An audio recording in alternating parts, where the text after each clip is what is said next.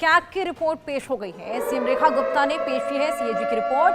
शराब नीति से जुड़ी ये सीएजी की रिपोर्ट सदन में अब पेश कर दी गई है। पिछली सरकार की लंबित सीएजी रिपोर्ट ये पेश हुई है। आबकारी नीति पर पेश की गई है सीएजी की रिपोर्ट। आपको बताएं, एजी रिपोर्ट अहम दस्तावेज है। ये स्पीकर ने कहा 14 लंबित रिपोर्ट्स थी पूर्व सरकार की जो कि पेश नहीं की गई थी, और सामान्य रूप से कैग रिपोर्ट को पेश किया जाता है और अब इसकी पेशी हुई है। इन द मैटर,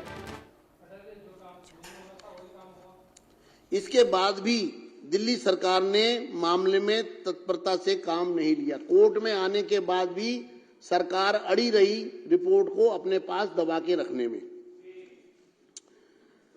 46 ये हाई कोर्ट की टिप्पणियां पढ़ रहा हूं जो किस प्रकार से संवैधानिक शक्तियों का उल्लंघन हुआ है, किस तरह से रिपोर्ट को छुपाया गया है।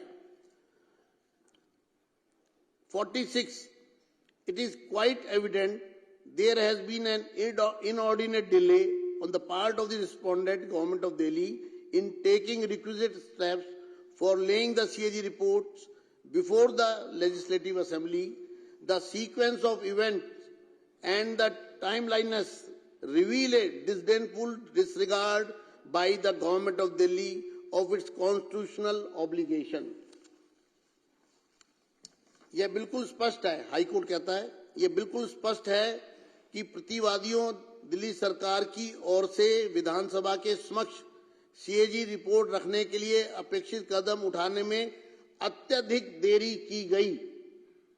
घटनाओं का क्रम और समयबद्धता प्रतिवादियों राष्ट्रीय राजधानी क्षेत्र दिल्ली सरकार द्वारा अपने संवैधानिक दायित्वों के प्रति तिरस्कारपूर्ण उपेक्षा को दर्शाते हैं। अर्थात दिल्ली सरकार ने संवैधानिक दायित्वों का तिरस्कार किया। ये हाई कोर्ट की टिप्पणी में कहा गया रिपोर्ट को पेश ना करके। ये माननीय, these are the words of the Honorable High Court. These are very critical and strong observations. In para 49, the Honorable Court has said, it is directed that once the Legislative Assembly is constituted and summoned, pursuant to the upcoming elections, requisite steps shall be taken by the respondent, Government of Delhi, inter alia under Rule 24, 27 and 289 of the Rules of Procedure for the purpose of laying the CAG reports as expeditiously as possible.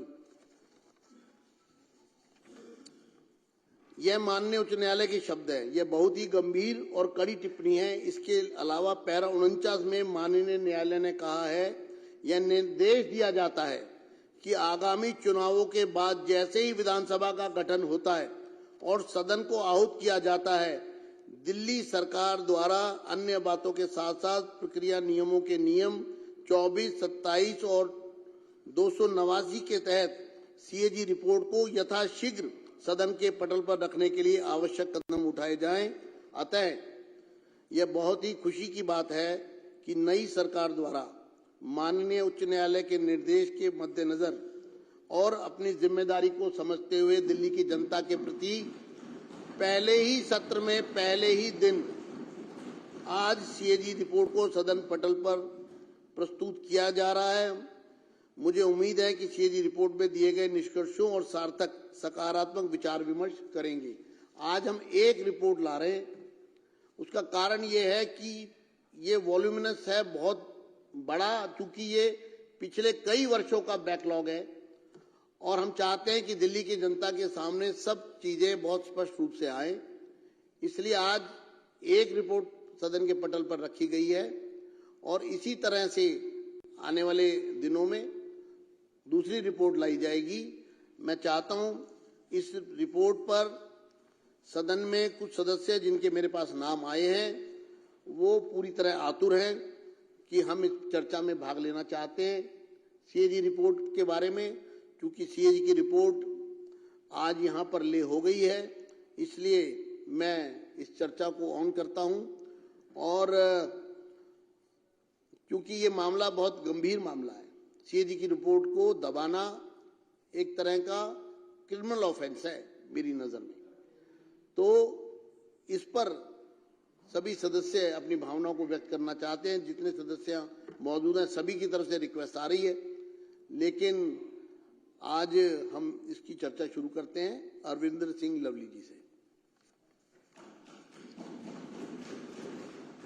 धन्यवाद अध्यक्ष जी। मैं जहां आज के शानदार LG address के लिए मुख्यमंत्री साहिबा को और उनके पूरी काउंसिल को दिल की से बहुत मुबारकबाद पेश करना चाहता हूं, और मैं समझता हूं बहुत शानदार एलजी एड्रेस जो है आज इस सदन में आया, उसके ऊपर विस्तार पे चर्चा जब एलजी एड्रेस शुरू होगी हम करेंगे। अध्यक्ष जी, मैं आपकी पीड़ा समझ सकता हूं और निश्चित रूप से बहुत दुर्भाग्यपूर्ण है, और इससे बड़ा लोकतंत्र का बाबा साहब के जो ठेकेदार बन रहे हैं, बाबा साहब के सपनों को चकनाचूर करने का कोई काम नहीं हो सकता कि आपको 15 मिनट ये समझाने में लगा है, आपको ये बोलना पड़ रहा है कि सीएजी की रिपोर्ट जो है हम रख रहे हैं जैसे हम बहुत बड़ा काम कर रहे हैं।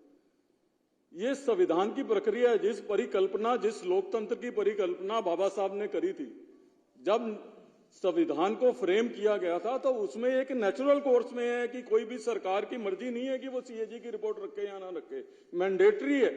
ये विधानसभा बनी इसलिए, और इस विधानसभा का अपमान हो जिस सदन के अंदर हिंदुस्तान की पार्लियामेंट चली हो, उस पार्लियामेंट वाले सदन में दिल्ली की विधानसभा चल रही है। हम लोग सब जो है सौभाग्यशाली हैं, और उस विधानसभा में आप 2017 में कह रहे हो, लेकिन आप उसका इस बात पे समझिए कि 2015 में इनकी सरकार बनी, यानी कि इनकी सरकार बनने के बाद इन्होंने सुनिश्चित किया कि एक भी सीएजी रिपोर्ट इनके सरकार के कार्य करने की जो है इस सदन में ना है। इससे बड़ा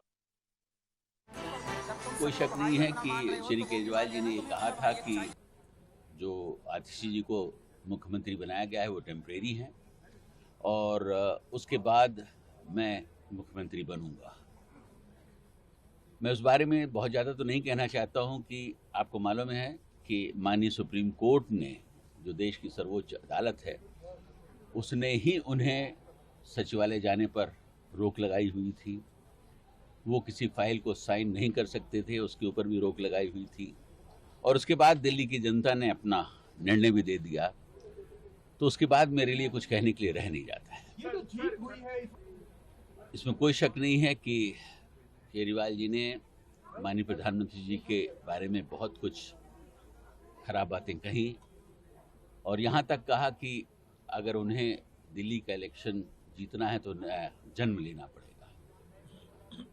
इस बारे में मैं बस इतना ही कहना चाहूँगा कि जब कभी कोई व्यक्ति किसी को छोटा समझता है, या तो वो उसे दूर से देखता है या अपने गुरूर से देखता है, और उसका जवाब जनता ने दे दिया है।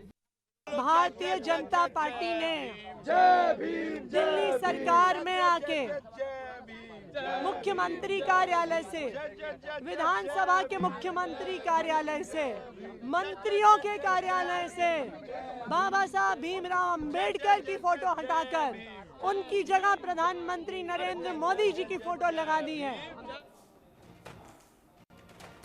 यहाँ वक्त एक छोटे से ब्रेक का है, जल्द हाजिर होंगे।